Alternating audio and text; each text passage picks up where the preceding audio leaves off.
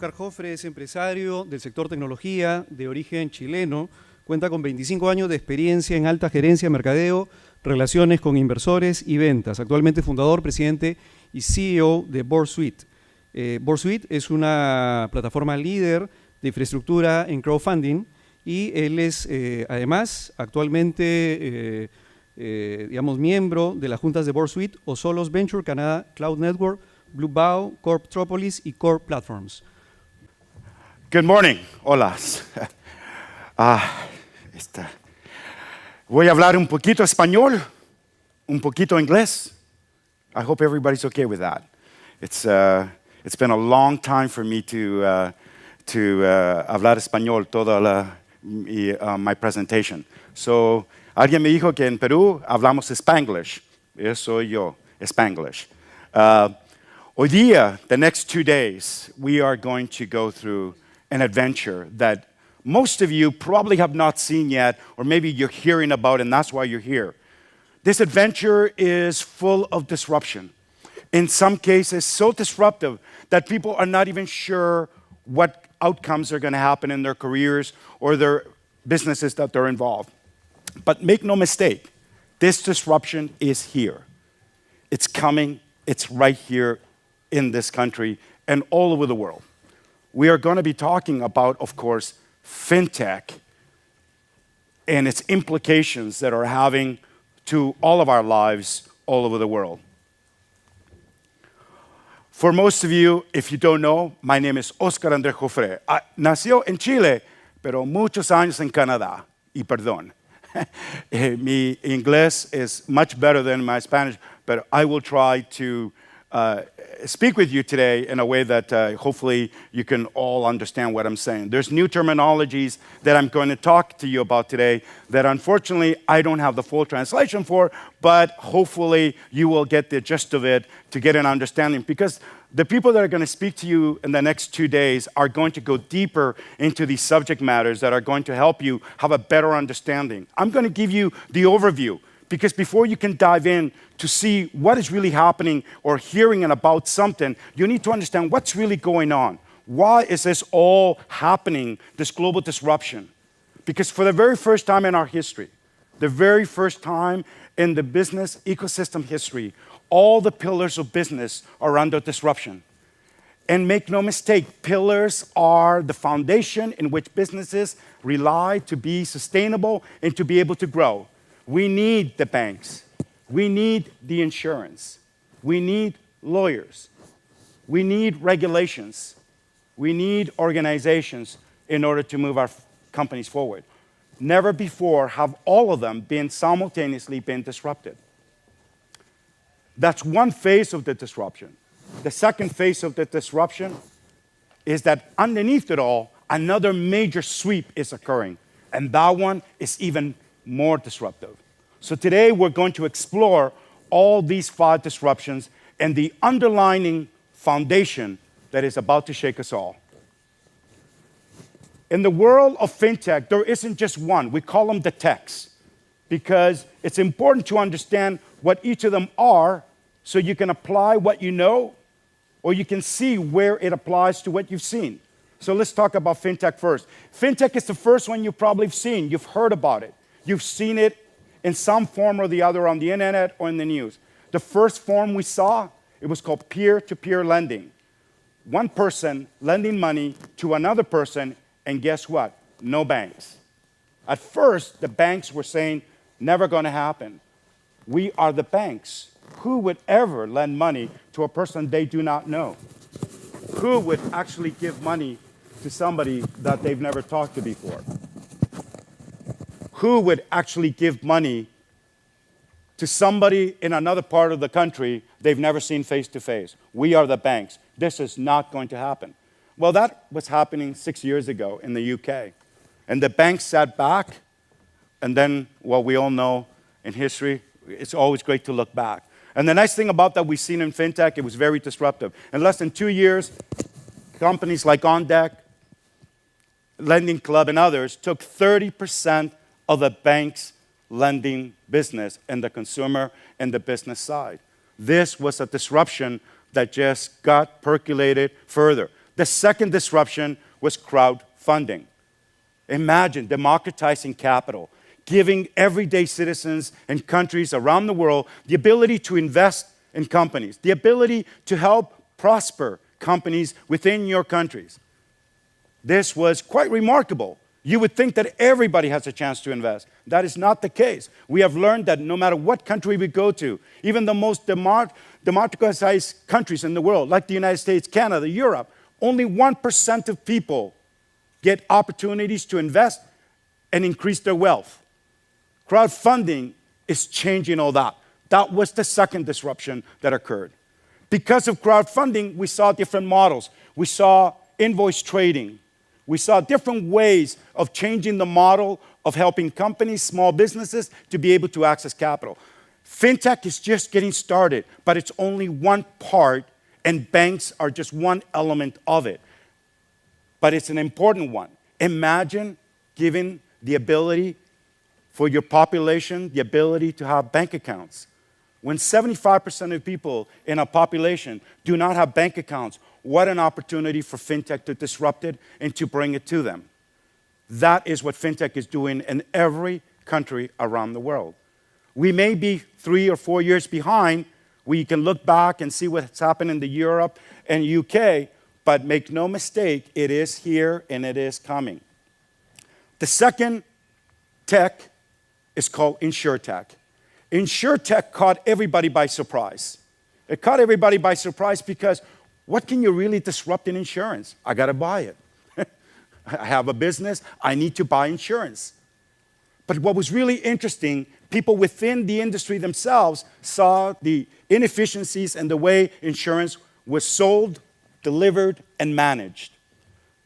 And then, boom, out of nowhere, InsurTech took off. The biggest investments to date are in InsurTech. All the insurance companies today are investing in different ways of delivering a product to the end user, whether it's consumer or business, without actually going through the middleman. Or, better yet, buying insurance based on you, not a group of you. There's nothing worse than when you buy car insurance and you're in the age group of 20 to 25 and you're a male. The insurance company goes, you're high risk. But what if you're that individual that isn't high risk?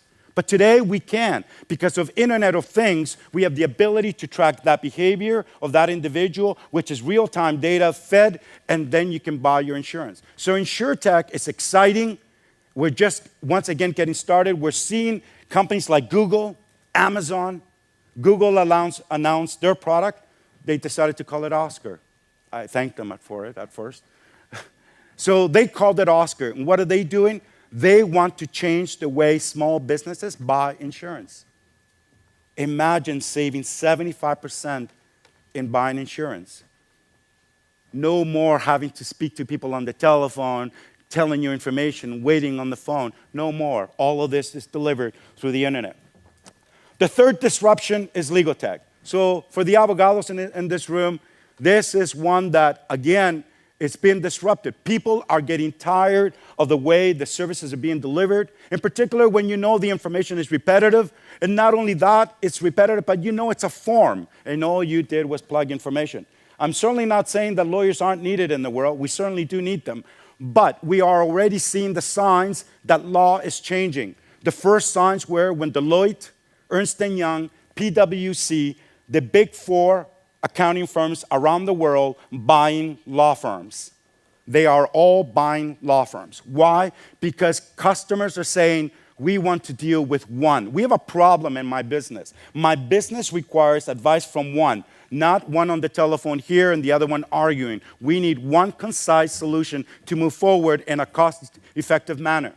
So legal tech, that is one form. The second one is even more disruptive, where we see artificial intelligence, AI, IBM Watson, currently testing the very first AI lawyer.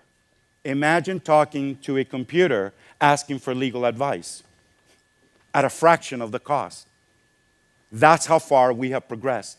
We have that capability today, the ability to actually replace those activities that have been done before by people. And not only that, it's to be able to service the masses with the information quicker in a more efficient, cost-effective manner. The next one is RegTech. We call this the heart and soul of FinTech, InsurTech, Legal Tech, and Org Tech. It cannot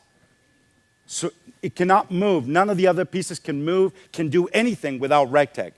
RegTech is very important because without it, the people that were disrupting the banks could not do it. Why? Because the bank said that individual needed to come to my bank so I could see them before I could open a bank account or give them a loan. But what did RegTech do? RegTech took all the identification, the ID verification, the KYC, know your client, the AML, anti-money laundering, and put it all online. Okay, people go, oh, that's easy. It's actually harder than you think, but it's done. And not only that, it will not cost you $200 or $300. It will only cost you 10 cents per person. Imagine that. What used to cost you 1,000 people to do, now you can get a computer to give you the same information for 10 cents. On 4.5 billion people around the world instantaneously. RegTech is the heart and soul that keeps all of the techs moving forward because the pillars have one thing in common with each other, and that is they are the institutional pillars of business because regulations put them there. What do I mean by that? When you have a business, you are required to have certain things. So you have no choice, but in order to do business and you handle money, you need to have a bank account. And chances are you're going to need a lawyer. And you're going to need insurance to make sure your company's doing all right. All of these things are necessary. And all of them are regulated by somebody. This whole world is regulated. They have regulations. You may not care, but they do. Lawyers have to look at you and make sure before you come on as a client that you are not on the AML list. They have to do ID verification, KYC on you. Insurance companies, before you come and become a client, that's why the processing takes weeks and sometimes months, because they need to do that. Banks, well, we already know. And why? Because on an international level, a number of years ago, the regulators decided to come up with international rules that no matter what part of the world we're in, we had to follow. So that was a good thing. So now we need these regulations to be automated, to be able to expedite the way information is handled from here to here, so there is no roadblocks. And RegTech is just evolving. We've already changed how KYC is done. We now have the ability today to have your passport on one side, you on a video chat on the other, and for them to know that it's really you. And that's from a company in Brazil. There's a company in Spain that has the ability to have your picture and you saying, hi, my name is Oscar, to verify if it's really you, without actually being in face-to-face. So technology is making all these changes in RegTech. So all of these changes, why are they happening? They're happening because we need to disrupt. It's been 30 plus years since we've had technology. All of you have worked with a computer one form or the other. Some of you have a mobile phone already. These disruptions are occurring because people are saying enough is enough. And all of these disruptions are occurring to one single market. Every one of the companies that talk about, I'm a disruptor in FinTech to help small business. I'm a disruptor in InsurTech to bring better insurance to small companies. Everybody wants to help the small companies. The 160 million of them worldwide. That's how many there are, and growing. They are the heart and the soul and the engine of every country in the world.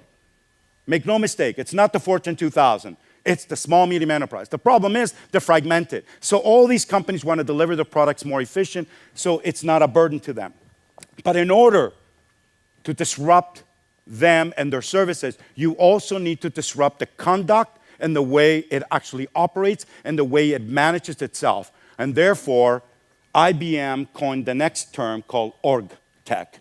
Org Tech is a new discussion, a new phenomenon within the industry that today we cannot operate our businesses on paper. If you want to play in the global landscape, you cannot operate on paper. You cannot manage your corporate records on paper. Yes, somebody produces them, but they need to get digitized. So Org Tech is the foundation of all the techs. But underneath it all, underneath all of this, there's another one just coming by. And it's coming at people. Everybody's rather confused about it. It comes in two different forms. We call it the blockchain. Everybody's heard of it. Everybody hears one part of it. The part that you hear the most about it is the cryptocurrency application of it, which is exciting. It's changing the way money's moving around. We see people using it in foreign exchange, moving money from one country to one country without a bank, without a regulator. It's high risk, but it's proven something quite remarkable. About a year ago, IBM and Wall Street and many others around the world truly realized the value of blockchain. And the value of blockchain, it's a distributed ledger technology that allows you to trust the information that's inside will never be manipulated. It's a trustless system, and it's decentralized. It can be decentralized, it can be centralized, but the whole idea is no more do we need to deal with redundancy of information, no more duplication. Harvard just recently published an article, a great white paper on this subject, indicating that blockchain is fundamentally the foundation of the internet. Dr. Khan, the founder of the internet, calls it is the block that will keep us going forward in blockchain. So it is the foundation, and foundations don't get replaced overnight. They don't. It takes time. Yes, there are banks, insurance companies already discussing it. They're putting a sandbox together to make sure that they have a better understanding. But it's not going to happen overnight. You cannot destroy a foundation overnight. Look at every country around the world. Everybody says, well, look, there's all these modern things. There's modern trains. There's modern this. I'm from Canada, as you've heard. I'm going to give you an example of this. In Canada, we have one of the best innovations in the world. We had G4 before anybody else. We invented it, a company called Nortel. And the only country that was using G4 at that time was Dubai, United Arab Emirates. Not our own country, because the incumbents, the telecommunications companies, had already invested so heavily in G1 and G2 that they weren't ready to make another big investment, okay? Another great company is called Bombardier. Bombardier builds a lot of the high-speed trains with Siemens. But if you went to Canada, you'd think we live in the 1920s.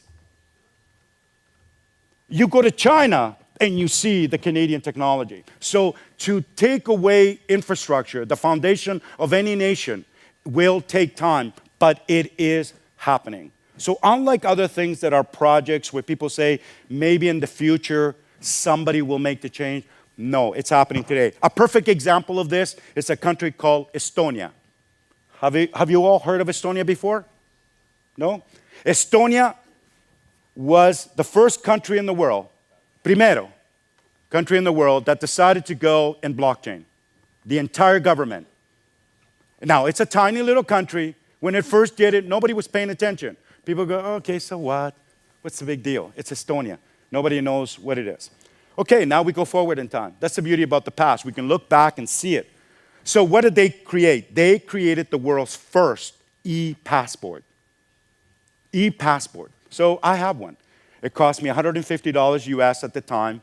It costs a little bit more now. But the whole idea was that with this e-passport, I would not have to give my identification to all these different places. I would only have to provide their ID, and it would be good enough. And all that data was being stored on a distributed ledger technology, the blockchain. Now today, Estonia is becoming the darling of the world. Everybody's looking at how do they do it. Estonia today has their ID identification being used in the UK and Europe. So imagine, I now have this passport that I can use to go anywhere in Europe, and that's all I need to show them, and that's good enough. I don't need to go through, I live here, and my ID here, here's my passport. No, just this. This is how this technology can change the world. And we're going to see it in different forms. We're going to see it in real estate. We're going to see it in banking. We're going to see it in the stock markets. Companies like the TMX, Toronto Stock Exchange, and NASDAQ are the early adopters of trying to change this. We're going to see it in governments. Imagine voting. how much better voting can be. So all of this is going to take time, but that doesn't mean that you're not going to see disruptors. The disruptors are here. In the next couple of days, you are going to hear from them. So when I do these speeches, everybody afterwards asks, why is this happening? Why is it? And everybody says, initially the first articles that came out, they kept saying the millennials. It's the millennials, that's why, because they're younger. They know how to use a mobile device. It has nothing to do with them. They are the users of it. They were the first to complain. Why? Because they saw us as their parents, and they saw that we went to the bank, and we're standing there for 15, 20 minutes to speak to a person just to get your money out. Imagine that. You have to wait. And then when you go to the bank again, you have to sit there and wait to give them papers that another person enters manually, and chit-chats all the way, 2 hours of your life wasted, and sometimes half your day. So they saw that, and they're going, this is weird, inefficient. So many inefficiencies. What happened to technology? Where did technology really make the efficiency? For some of you who are old enough to remember, in 1980s, the big message in computer industry was ease of use. Ease of use. Yeah, those were the days. And then the second message in the year 2000 was ROI, return on investment. So that means companies spend money and you're going to see the results right away. BS, BS, BS. Nothing more than a ploy to sell. What we've now discovered is that we have not seen the efficiencies of technology because now we have 30 more people doing the work than instead of 2 doing it manually. So we need to change that. And that's where the disruption is coming. It's coming from the millennials and it's coming in from the insiders. The very people that are inside the banks, the governments, the insurance companies, the law firms, institutionalized businesses. You are the only ones that have this. It's called the domain knowledge expertise that all of the techs rely on. Without it, we don't know what really is the problem or how to fix it, or better yet, I have a solution, how do I implement it? So the why is important, yes. And of course, the millennials and the insiders make a big difference in this process to make sure that they come together. This is a harmonious marriage of 2 distinctively different groups of people with different wants and needs and expertise that need each other. You need the millennial because they're thinking simplicity, simple, simple, simple, and mobility. They don't want to be at the bank for 2 hours of their day. They want their phone to do everything. And who doesn't? We just stopped complaining after a number of years. We went to work and did the same thing over and over and over again. Then the next question I get asked, when? When is it going to happen? So when I've been here 2 días ahora in Peru, and the people that I've been meeting, they ask me, pero en Perú, Oscar, no igual como otros países. And I'm saying, what is so different about Peru than any other country? My wife and I are enjoying your beautiful restaurants. Amazing. In fact, so amazing that as we're walking down the street, we're using Google to tell us how great that restaurant is. We were seeing all the social media activity within all the restaurants to see what other people had to say about those products. So to me, I am telling you, you already are in the world global footprint. So the only thing is the mind, how it thinks and sees the opportunities and the barriers and what is happening. So it is happening now. Ahora, está ahora. Aquí, en Peru, en Lima, ahora. You're going to meet some companies that are already doing this. Everything that I've said, they're doing it. And they're gutsy guys. You got to give them credit because they had to survive. Everybody telling them, no, no, no. There's no money here. There's no money there. They're not. I'm going to tell you a story that's, for me, it was my wake-up call in 2010 or 2011. I met a gentleman in Orlando. I was at a presentation. And in those days, we were all getting excited. We weren't calling it Fintech yet, okay? We weren't calling it Fintech. We had a group that we were having an event on the new way to democratize capital, and we had people that were doing lending platforms, equity platforms. It was fantastic. So everybody's talking and saying, you know, last year we did $1 million, and everybody was clapping in the room. Wow! It took you 2 years, but that's a great feat because it hadn't been done before, right? And this gentleman by the name of Rodrigo Nino, Rodrigo Nino. This is a good name for you to remember. Rodrigo Nino from New York, a Colombian, stood up in the stage like I am today, and Rodrigo is going through his slides, telling everybody about his company called Prodigy Network, who was doing Fintech, and nobody knew about him. And when he pulls up his slide, the first thing he said on the first year they did business was 300 million. And everybody in the room is like, are you for real? We're showing 1 million and you're showing 300? It was the biggest shocker of all time. But that wasn't the shock that he laid on us. The shock was where all the money came from.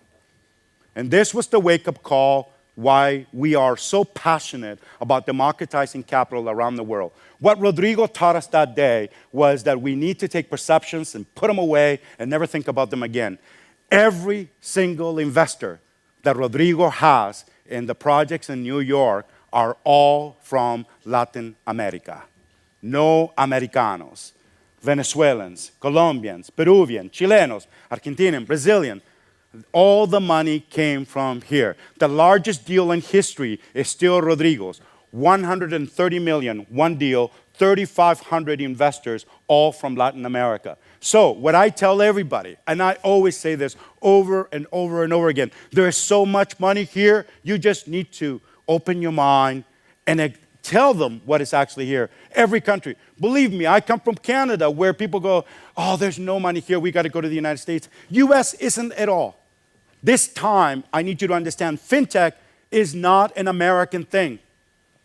It is far from it. In fact, US is trying to catch up. It is a global thing. In fact, if I was going to tell you who is going to own it and become the leaders, it will be China. China is the real leader in Fintech. They got more money into this market than anybody else. So as I said, it is here. You need to look at it. And when these companies come to you and tell you about their experiences, why they're doing it, you need to listen. And more importantly, open it. Because it is. If it's not them, it will be another national company from another part of the world coming in because they see the opportunity that Peru and Latin America offers to the world. So what can you do? So from a professional level, people go, okay, Oscar, will I have a job? I'm not a consultant or anything like that. What I do tell people is this. We're not at the stage yet where everybody's going to lose everything. But what I am telling you, if you're smart and you know the inefficiencies and where you're at, and you know how to fix those problems, and you can partner with another group of people that are smart in building technology, this is the future. This is the future. So you have two choices. You can either join or move aside and watch. But it is coming. Every country that I go to, every single country that I speak at, it is the same thing. It happens very quickly. And do you know why it's happening? Because the fear of being left behind. Imagine sitting back and not having done anything to change how things are done, purely because you think it's not actually happening, but it actually is. And that's the most remarkable thing that every country in the world has in common, is that they often think that it's not there, but it actually is. And it's one that I try to make sure that everybody always hears over and over and over again. Because if you're going to enjoy the next 2 days in listening to these great people from 13 countries coming to speak to you today and tomorrow, is that you need to understand how to apply these things to where you are. And more importantly, how you can change other people's lives. It's not going to be an easy road. Nothing is ever easy. But it is something that needs to occur. And people say, well, Oscar, the regulations this, the regulations that. No, bancos, they don't do this, they don't do that. I am telling you, those are not the barriers. They're not doing anything, Oscar. Los bancos acá no están haciendo nada. That is not true. I can tell you without a doubt that they are. Why? Because I speak at the Banks Association, and your banks are there. Your CEOs are there listening to what we're telling them. We're telling them, how would you like to lose your bank? We tell them straight out. We tell them that if they do nothing, they will lose. Okay, and we've seen that. We can collapse a bank very quickly nowadays. It's not difficult anymore. We're not living in the 1920s. We are in the 21st century, and we have something very powerful. We have the internet.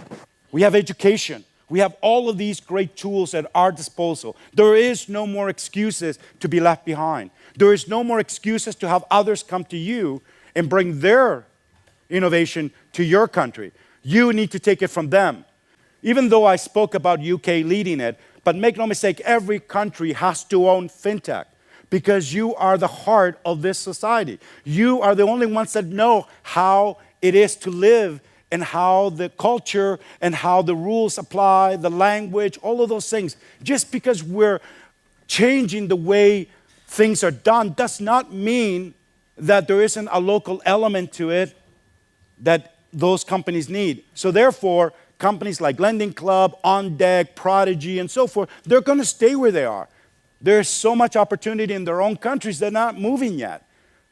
We're not there yet. We're not in phase 2. We're in phase 1 right now. So therefore, all of you need to take advantage of that opportunity and make sure that you explore it. There's some people here from countries from Brazil and Chile that are going to show you how they started like 3-4 years ago, how they had to endure to change the rules, how they needed to go through the path. All of us have done the same in every single country. And in some countries, I'll tell you, people weren't even allowed to come and hear me speak. And yet people did it. So what I tell you is that this global phenomenon is happening for all of us, and it's for a greater good. And along the way, it gets a little bumpy, but that is okay. There is nothing wrong with that. And the status quo of the haves and the have-nots is not going to be the same anymore. So, but I always tell people, you have a choice.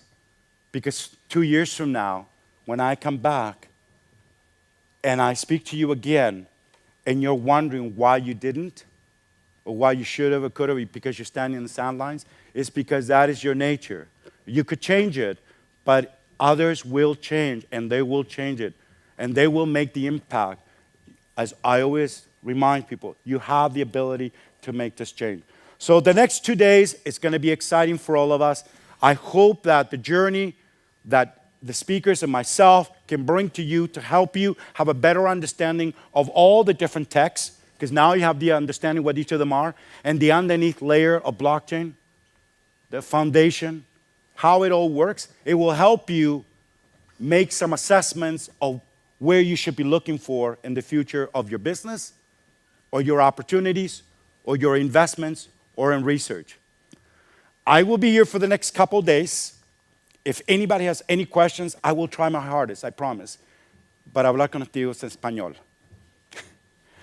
Y perdón hoy día que no podía hablar todo. Cuando yo hablo con ustedes, what I'm feeling, when I talk to you, I'm not reading from something. I'm telling you from myself, from my heart, from my travels, what it's like to change lives. And it gives me great privilege. I feel it an honor that today you gave me the time to listen to me, and potentially for you to take what I said, and others will say to you in the next couple days, and take that journey with us. And you're not alone anymore. There are millions of us. And you know what's really great about us? We share. We share our wealth of knowledge. We share with you everything. So enjoy the next couple of days. Ask questions. Engage in discussions. Don't sit back and listen. Challenge it. But at the same time, when you're challenging it, challenge yourself. Ask yourself the very question, why am I saying that? But most important, help that entrepreneur, or help yourself, or maybe you are thinking of becoming an entrepreneur in this journey. But nevertheless, engage in this. Because this group that Javier has brought together for this very first event is important. Every country that has started this event like this, it is amazing what occurs. It's like a flower. All we're doing today is adding water, a little bit of seed, and boom, it starts flourishing. Flourishing so great that it amazes everybody. And you have to thank those individuals like Javier and others who started all this in Peru who, they were the only one. And every country that I have been involved with as a speaker and an association or a starting block, there was always one person we met that began it all. And it's amazing, their journey. And all of us, I know Javier talks to one of my colleagues, one of my advisors, Alessandro Lira from Italy. I know we are a global community. We all talk to each other, abogados, accountants, regulators. Just because your regular in Peru doesn't want to talk to you, that's okay. Talk to the ones in Chile and Brazil. They'll talk to you. Regulations are regulations. It doesn't matter. Whoever wants to talk to you and for you to listen and for you to learn, it's exciting. And that's why you're here today. That's why we're able to put this together. So enjoy the next couple days. If you have any questions from me, I guess I could take some now. If not, enjoy it. I know it's early morning. It was for me, of course. But I want you to really have a lot of fun. And if any of you take my advice to take on the journey, I look so much forward to being part of that and making sure that whatever you need is provided to you. So thank you again. Muchas gracias por hoy día. Have fun. Gracias.